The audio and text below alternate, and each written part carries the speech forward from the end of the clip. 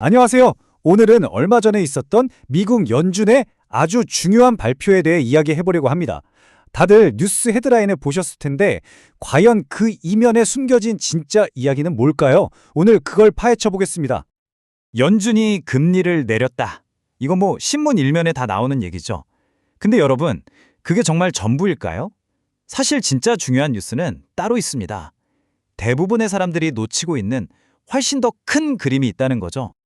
네, 일단 공식적으로 발표된 내용부터 한번 짚어볼게요. FOMC, 그러니까 연방공개시장위원회에서 기준금리를 0.25%포인트 내렸습니다. 이건 사실 시장에서 다들 예상했던 거라 그렇게 놀랍지는 않았어요. 그런데 말이죠, 진짜 뉴스는 따로 있었습니다. 바로 이때 예상치 못했던 발표가 하나 튀어나오면서 전문가들이 술렁이기 시작한 거죠. 그게 뭐냐? 바로 지준금 관리 매입, 영어로는 RMP라고 부르는 새로운 프로그램입니다. 아니 그래서 RMP가 대체 뭐길래 그러냐 궁금하시죠? 이걸로 뭐라냐면요. 연준이 매달 무려 600억 달러어치의 단기 국채를 사들이겠다는 거예요. 600억 달러면 우리 돈으로 거의 80조 원에 가까운 어마어마한 돈입니다. 매달이요, 매달. 자, 이 발표가 딱 나오자마자 금융시장이 발칵 뒤집혔습니다. 아주 뜨거운 논쟁이 시작됐는데 그 핵심 질문은 딱 하나였어요. 잠깐만, 이거 양적 완화, 그러니까 QE 아니야? 하는 거였죠. 그럼 이 논쟁을 이해하려면 먼저 QE가 뭔지 알아야겠죠. 연준이 공식적으로 설명하는 QE, 양적 완화는 이런 겁니다. 금리를 계속 내리다 보면 더 이상 내릴 수 없는 거의 0%에 가까운 상태가 오잖아요. 그때 중앙은행이 꺼내드는 비장의 카드 같은 거예요. 장기 국채를 대량으로 사들여서 시장의 장기 금리를 억지로 끌어내리는 아주 강력한 경기 부양책이죠. 근데 연준은 아니다. RMP는 절대 QE가 아니다. 라고 딱 잘라 말합니다. 그 근거로 몇 가지를 드는데요. 첫째, QE는 장기 채권을 사지만 RMP는 단기 채권을 산다. 둘째, QE의 목표는 경제 전체를 살리는 거지만 RMP는 그냥 은행들 돈 관리, 그러니까 기술적인 문제를 해결하려는 거다. 그리고 마지막으로 가장 중요한 차이점.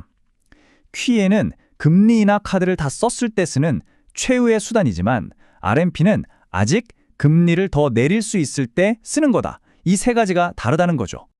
자, 연준의 설명이 그럴듯하긴 한데 왜 사람들은 계속 의심의 눈초리를 거두지 않는 걸까요? 뭔가 석연치 않다는 거죠? 어쩌면 우리가 이 문제를 완전히 다른 각도에서 봐야 할지도 모릅니다. 지금까지는 이걸 통화정책이라는 틀에서만 봤는데 이걸 재정정책이라는 렌즈로 한번 들여다보자는 겁니다. 생각해보면 이게 QE냐 아니냐 이 논쟁 자체가 함정일 수 있어요. 어쩌면 이건 본질을 흐리기 위한 연막작전 같은 걸 수도 있다는 거죠. 진짜 중요한 질문은 따로 있는데 말입니다. 자, 이 미스터리의 열쇠를 쥔 개념이 하나 있습니다. 조금 어려울 수 있지만 아주 중요해요. 바로 부채의 화폐화라는 개념입니다.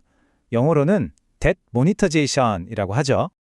정부가 돈이 필요할 때 쓸 수 있는 방법이 크게 세 가지가 있어요. 첫째, 그냥 돈을 막 찍어내는 거. 둘째, 국민들한테 세금을 더 걷는 거.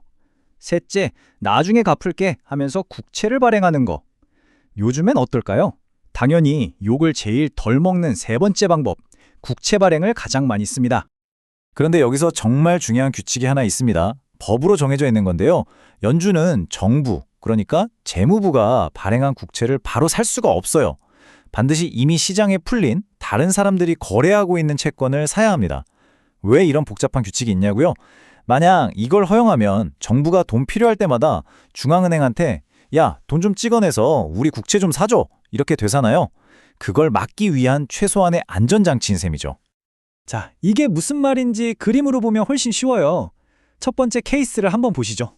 이게 바로 법으로 금지된 방식입니다. 정부가 국채를 발행하면 중앙은행이 그걸 바로 사주는 거죠. 아주 간단하고 직설적이죠? 그러면 합법적인 방법, 즉 지금 실제로 일어나는 일은 어떨까요?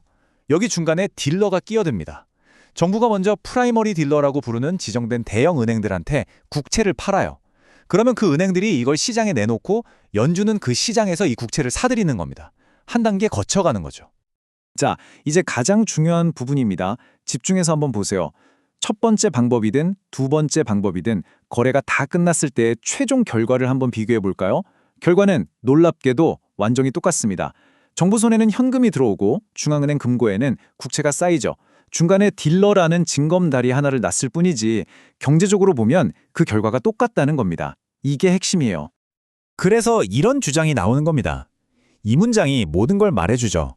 RMP는 결국 공개시장에서 국채를 사는 거고, 이건 사실상 국채를 직접 사는 것과 같고, 그건 결국 돈을 찍어내는 것, 즉 머니 프린팅이다 라는 논리입니다. 과정이 조금 복잡해졌을 뿐 본질은 같다는 거죠. 이게 그냥 말장난이나 이론에 그치는 게 아니라는 걸 이 그래프가 보여주고 있습니다. 지금 보시는 게 미국 정부의 전체 빚 중에서 연준이 얼마나 많이 들고 있는지를 보여주는 비율인데요. 2008년 금융위기를 기점으로 이 비율이 확 뛰어오른 거 보이시죠? 이게 바로 부채의 화폐화가 실제로 일어나고 있다는 증거고 지금도 결코 낮은 수준이 아니라는 걸 알 수 있습니다.